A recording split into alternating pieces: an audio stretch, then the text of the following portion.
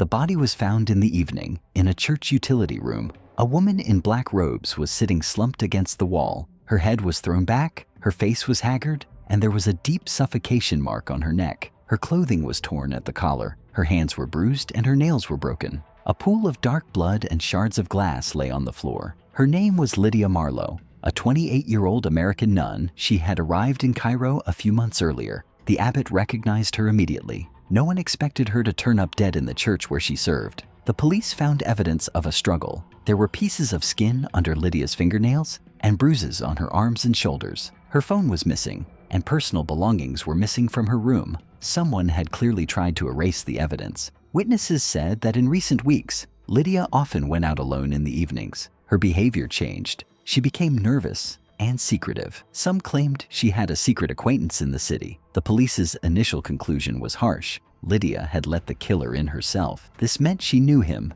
and trusted him. Lydia Marlowe was born in a small town in Minnesota. Her family was religious. Her mother was a nurse, her father a mechanic. From an early age, she was distinguished by her introversion and painful seriousness. At school, she was considered odd. She didn't go to parties, had no close friends, and was often alone. After college, Lydia decided to join a monastic order. She was 23. Her family accepted her choice without resistance, although her sister recalled that Lydia always felt like she was seeking her own punishment. She read extensively about missions and wanted to serve among the poor and sick. She spent 3 years in a monastery in the United States, then applied for a mission abroad. In the spring, she was sent to Cairo, where she was assigned to help at a church orphanage. During the first weeks, she taught children's classes and handled household chores. At first, colleagues described her as energetic and responsive, but gradually, her behavior changed. She began leaving in the evenings, making up excuses,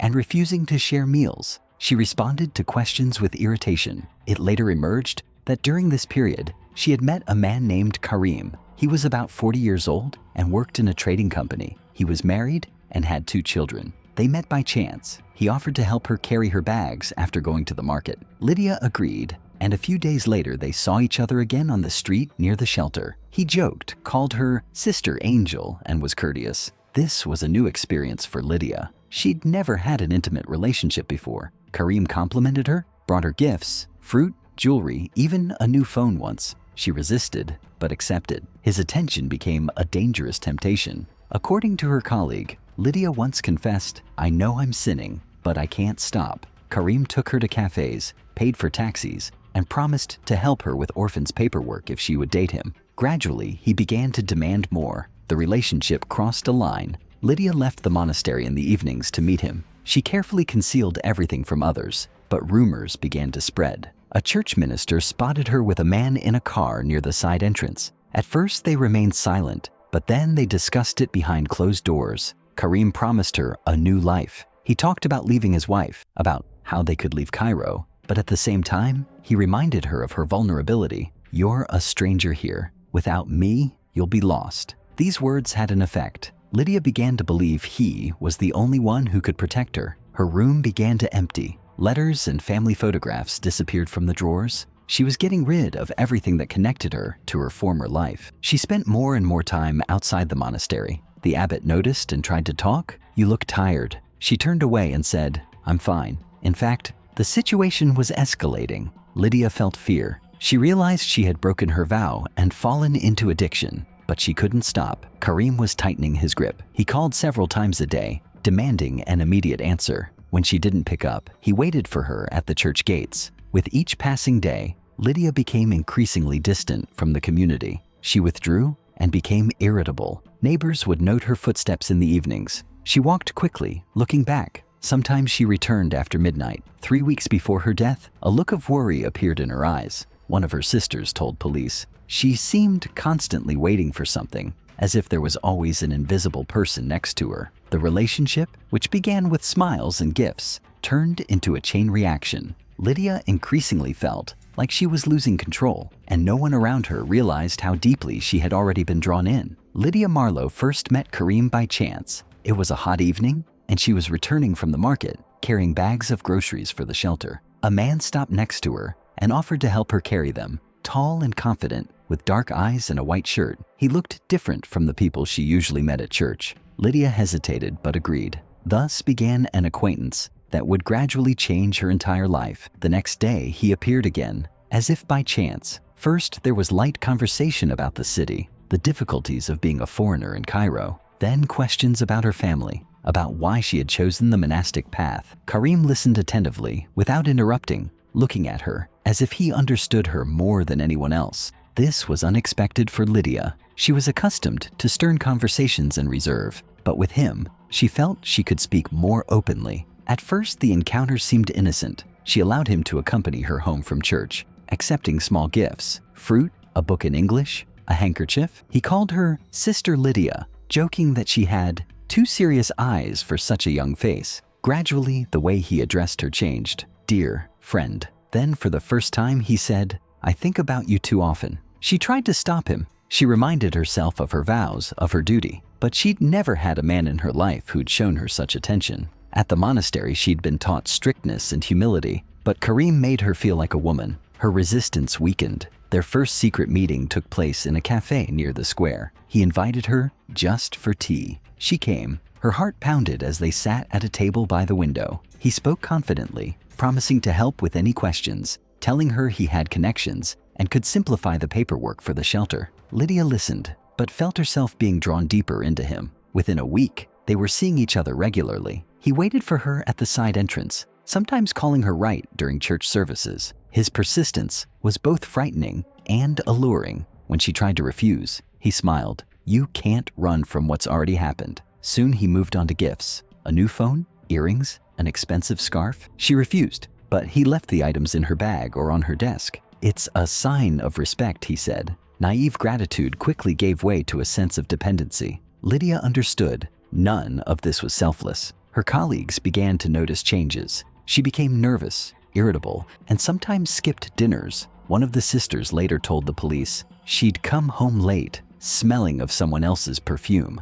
She'd try to avoid people's eyes. Karim demanded more and more. He called at night, insisting on meetings. If she tried to leave, he spoke harshly. You owe me. Without me, you have no future here. She began to believe his words. Her mission in Cairo was no longer the center of her life. Now her every step depended on him. He insisted he was going to leave his wife. Lydia clung to this thought. She wrote in her diary, I realize I'm committing a sin, but for the first time, I feel alive. But Karim had no intention of changing his life. For him, it was an affair, a game in which he controlled every move. He began to restrict her freedom. He suggested she avoid talking to colleagues and men in the parish. He called her several times a day, demanding to know where she was and who she was with. Lydia looked over her shoulder more and more often on the streets, feeling afraid, but she still went to him. After 2 months, their relationship became obvious to those around them. The abbot noticed that Lydia was leaving in the evenings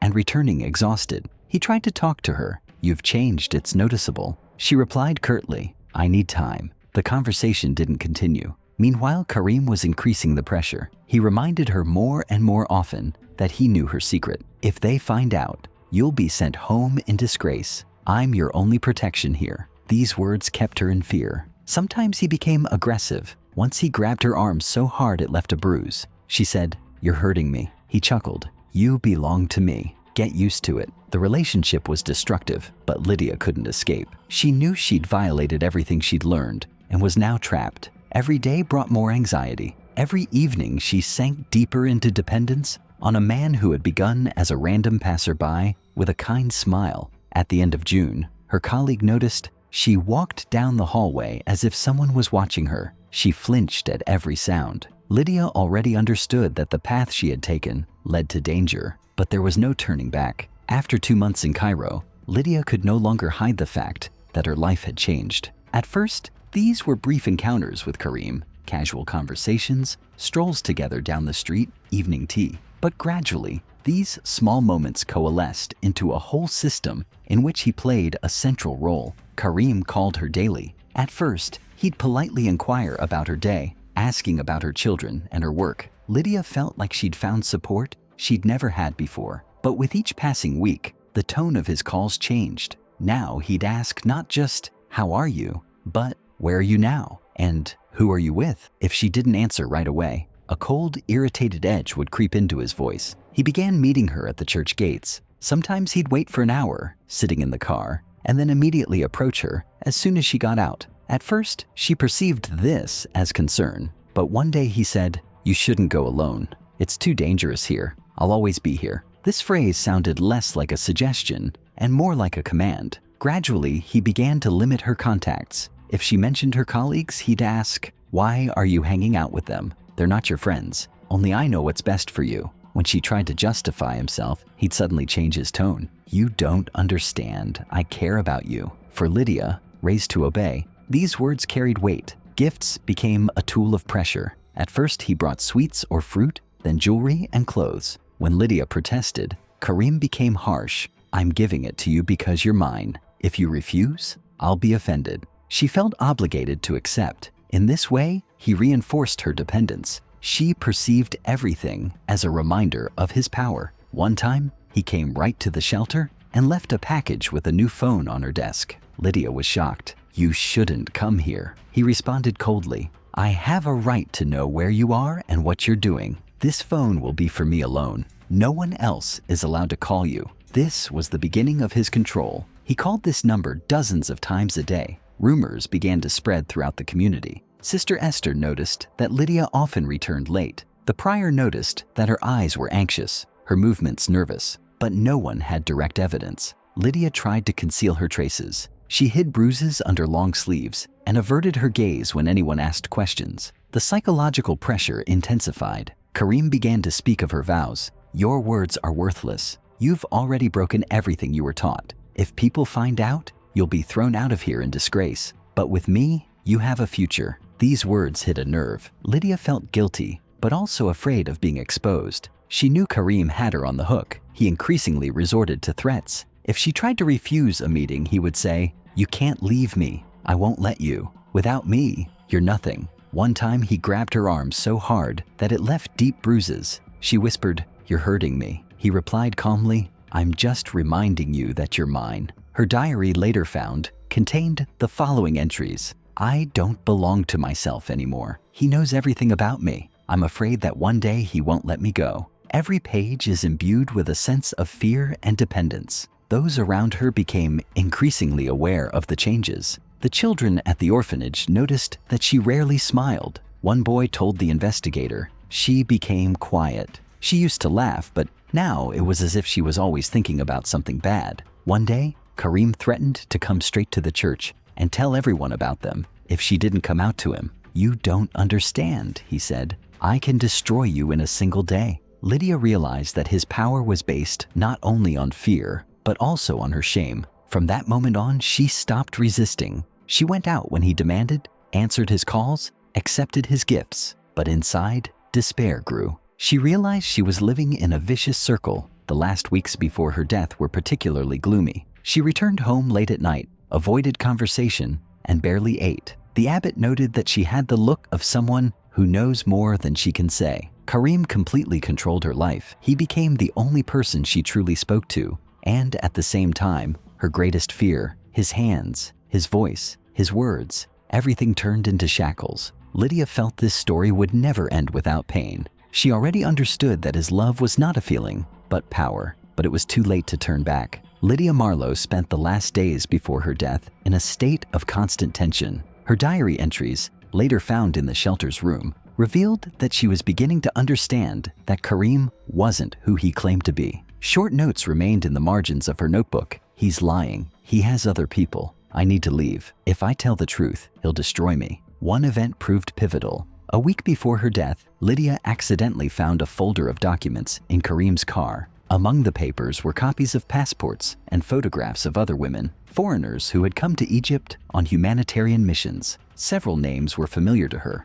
2 young women had disappeared from Cairo in previous years. She recalled rumors about missing volunteers. Now those rumors had become evidence. Shock and panic overwhelmed her. She didn't tell him right away, but she wrote in her diary, "I'm not the first. I don't know what's happening to them, but I understand that the same will happen to me." From that moment on, her behavior changed. She stopped answering some calls and avoided meetings, but Karim sensed resistance. He became harsher. He threatened to reveal her secret to the abbot and send her back to the United States in disgrace. "You have nowhere to go," he said one day. I'm the only one who can keep you afloat. If you leave, I'll take everything. Lydia barely slept at night. Her neighbors at the orphanage recalled hearing her pacing the room until dawn. In the morning, she looked pale, her eyes bloodshot, and her hands shaking. The children at the orphanage said that Sister Lydia became angry and tired. She no longer smiled. On July 10th, the day of her death, she left the shelter late in the afternoon.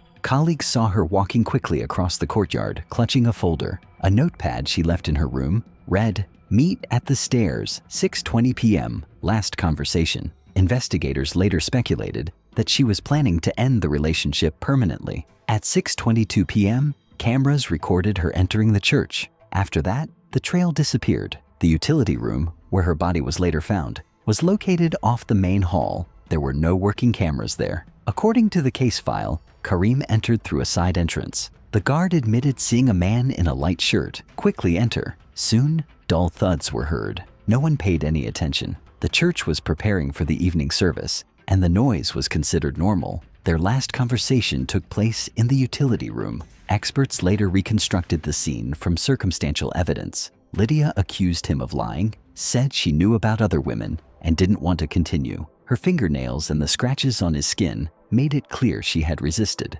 Karim acted quickly. First, he slammed her against the wall, then clamped his hands around her neck. The telltale pressure marks remained on her skin. She tried to break free, clawing at his face, but her strength was uneven. As she began to lose consciousness, he tightened the belt he carried with him. Her death occurred within minutes. Everything happened in complete silence. After the murder, he tried to cover his tracks. He reset Lydia's phone to factory settings and hid it in a candle box. He took some of her personal belongings to make it appear she was missing. He wiped away some of his tracks, but left fingerprints on the wall and a metal container. Then he left through the same side entrance and drove away on a scooter without a license plate. The priest found the body at 7:25 p.m. The police arrived 20 minutes later. The initial conclusions were clear: murder. The investigation took several months. The key finding was the presence of skin particles under Lydia's fingernails. Experts conducted DNA testing, which matched samples later found on Karim. He was detained 3 weeks later. The very same folder containing photographs of the foreign volunteers was found in the apartment. Several women were listed as missing. During interrogation, Karim denied his guilt. He said that Lydia had thrown herself at him and that he had only tried to calm her down, but the evidence suggested otherwise. The trial caused a stir. Newspapers in Egypt and the United States reported on the nuns case. The Catholic community expressed grief and demanded justice. Lydia's diary entries, in which she described her fears, were read in court. These entries became the primary evidence of the pressure and threats. Karim received a life sentence. Investigators found him involved in the disappearance of 2 more foreign women, but their bodies were never found. Lydia Marlowe's story became emblematic of tragedy. A young woman who came to help children found herself victimized by a man who, from the very beginning, viewed her not as an individual, but as an object to control. A small plaque bearing her name was installed in St. Anthony's Church in her memory. A candle is now lit every morning at the spot where her life ended.